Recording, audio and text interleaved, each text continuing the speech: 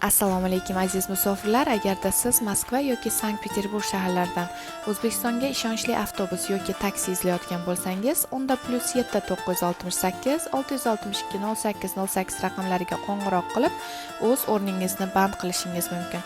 Hujjatlaringizda har qanday muammosi bo'lsa ham, muammosiz olib ketishga kafolat beramiz.